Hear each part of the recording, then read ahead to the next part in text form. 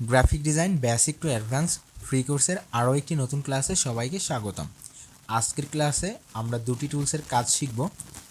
একটি হচ্ছে magic one টুল এবং অপরটি লেসো টুল। প্রথমেই বলে রাখি, এই টুলস দুটি এতদিন পরে দেখানোর একমাত্র কারণ হচ্ছে এই টুলস দুটির কাজ আমাদের খুব বেশি প্রয়োজন হয় না, কিন্তু এই টুলস দুটি খুব চমৎকারভাবে কাজ করে এবং আমাদের যদি কখনো প্রয়োজন হয় তাহলে আমরা খুব সহজেই এই দুটি টুলস ব্যবহার করে কাজগুলো করতে পারবো। তো চলুন আমরা এই টুলস দুটির কাজ শিখে নেই। তো এই টুলস দুটির কাজ জানতে হলে প্রথমে আমাদের কিছু শেপ নিয়ে নিতে হবে। আমরা প্রথমে কিছু রেক্ট্যাঙ্গেল শেপ নিতে পারি, আমরা একই কালারের শেপও নিতে পারি বা একই ধরনের শেপ নিতে পারি, অথবা আমরা বিভিন্ন ধরনের শেপ নিতে পারি। আমরা কিছু ইলিপসও নিয়ে নিচ্ছি। আমরা আরও কিছু স্টার নিয়ে নিব। এটা আমাদের ইচ্ছা মতো যে কোনো শেপ আমরা নিতে পারি।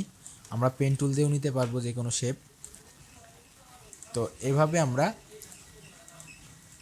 নিয়ে নিলাম কিছু শেপ। আমরা আর কয়টা শেপ নেই, হেক্সাগন নেই দু একটা। তো আমরা কিছু হেক্সাগনও নিয়ে নিলাম। তো এখন আমরা দেখতে পাচ্ছি সবগুলো শেপের কালার সেম। আমরা যদি কিছু কালার পরিবর্তন করে দিই, আমরা এখানে কিছু শেপের কালার পরিবর্তন করে দিই। আমরা এই কালারগুলো আই ড্রপার দিয়ে নিই যাতে সেম হয়।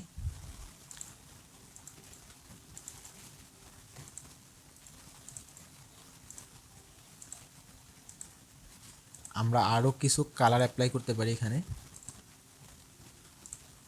এবং আমরা আই ড্রপার ব্যবহার করে এই কালারগুলো কপি করে নিচ্ছি।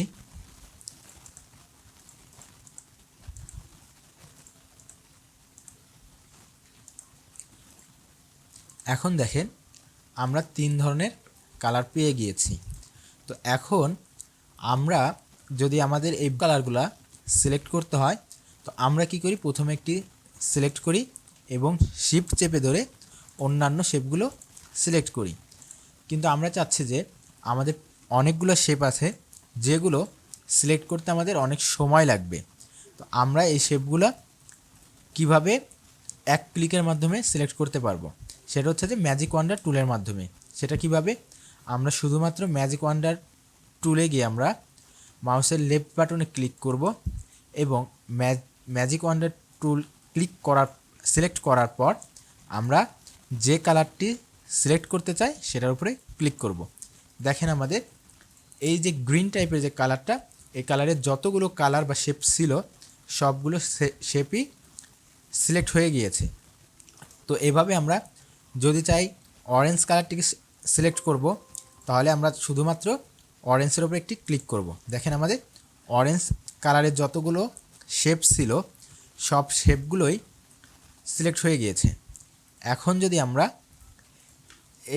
এই কালারটি যদি আমরা সিলেক্ট করতে চাই, অনেকটা বেগুনি বা স্কাই কালারের হতে পারে, তো এটিতে একটা ক্লিক করলে দেখেন যতগুলো এই কালার ছিল সবগুলো সিলেক্ট হয়ে গিয়েছে। তো এইভাবে আমরা এক ক্লিকের মাধ্যমে আমাদের যতগুলো সেম কালারের শেপ রয়েছে সবগুলো আমরা সিলেক্ট করতে পারবো। তো এখন যদি আমাদের এমন কিছু প্রয়োজন হয় যে আমাদের বিভিন্ন কালারের বিভিন্ন কিছু শেপ সিলেক্ট করতে হবে এবং সময় খুবই অল্প সময়ের মাধ্যমে আমরা এটি করব, তো এটা কিভাবে করব, তখন আমরা শুধুমাত্র লেসো টুলটা ব্যবহার করে আমাদের যেখানে যে শেপটা দরকার সে শেপটি আমরা অল্প সময়ের মাধ্যমে সিলেক্ট করতে পারবো। আমরা সেটা দেখে নেই। আমরা এই কিছু শেপ, ধরেন এই কয়টা শেপ আমরা একসাথে সিলেক্ট করব। তো আমরা এর উপর দিয়ে এভাবে লেসো টুল দিয়ে দাগ দিব এবং যেখান থেকে আমরা শুরু করেছিলাম সেখানে গিয়ে লাগিয়ে দিব। দেখেন আমাদের এই কয়টি শেপ সিলেক্ট হয়ে গিয়েছে। এবং আমরা যদি চাই এই শেপগুলো আমাদের সিলেক্ট করব, অন্যান্য শেপগুলো করব না, তখন আমরা এই শেপগুলোর উপর দিয়ে দাগ নিব। তো আমরা সেটা দেখি। আমরা এই শেপগুলোর উপর দিয়ে চলে যাচ্ছি এবং আমরা যেখান থেকে এসেছিলাম সেখানে ফেরত যাচ্ছি। দেখেন আমাদের এই শেপগুলো সিলেক্ট হয়ে গিয়েছে। তো এইভাবেই আমরা খুবই অল্প সময়ের মধ্যে আমাদের নির্দিষ্ট একটি কালারের অনেকগুলো শেপ আমরা সিলেক্ট করতে পারবো। এবং আমাদের যদি বিভিন্ন কালারের বিভিন্ন ধরনের শেপ একসাথে সিলেক্ট করতে চাই, তাহলে আমরা লেসো টুলের মাধ্যমে এটি করতে পারবো।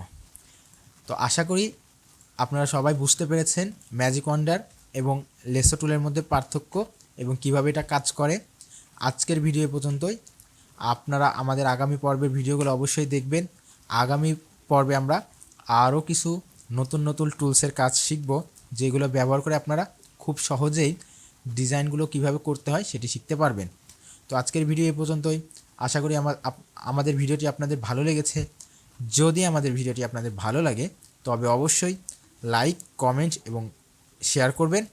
এবং আপনি যদি আমাদের চ্যানেলে নতুন হয়ে থাকেন তবে অবশ্যই আমাদের চ্যানেলটি সাবস্ক্রাইব করবেন এবং পাশে থাকা বেল আইকনটি চেপে দিবেন, যাতে করে পরবর্তী ভিডিও নোটিফিকেশনগুলো আপনি পেয়ে যেতে পারেন। ধন্যবাদ সবাইকে।